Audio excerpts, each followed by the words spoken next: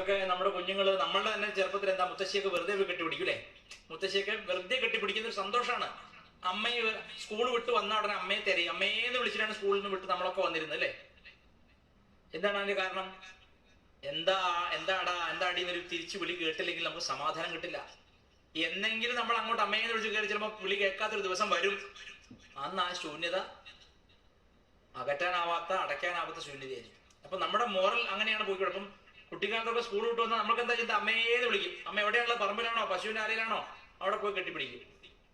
അമ്മയുടെ ദേഹത്ത് മഞ്ഞൾപ്പൊടിയുടെ മണം, അരിപ്പൊടിയുടെ മണം ഒക്കെ ഉണ്ടാവും. സ്പ്രേയുടെ മണമൊന്നും ഉണ്ടാവില്ല അല്ലേ? ചാണകത്തിന് മണം ഉണ്ടാവാം. അപ്പൊ അമ്മമാരെ കെട്ടിപ്പിടിക്കുന്നതിൽ ആ ഒരു എന്തൊക്കെയോ നന്മകളുടെ ഒരു മണം ആവാഹിക്കുന്നതിന്റെ ഒരു സന്തോഷം ഉണ്ടായിരുന്നു. അപ്പൊ ആ കാലഘട്ടമൊക്കെ പോയി. ഇനി അത് വരുമോ എന്നറിയില്ല, വരാൻ സാധ്യത വളരെ കുറവാണ്. കാരണം കുട്ടികൾ ഇപ്പൊ എന്നോട് പല പേരൻസും പറയും, ആ മോൻ എന്നോട് സംസാരിക്കുന്ന അവൻ എന്റെ ആവശ്യമുള്ളപ്പോൾ മാത്രമാണ്.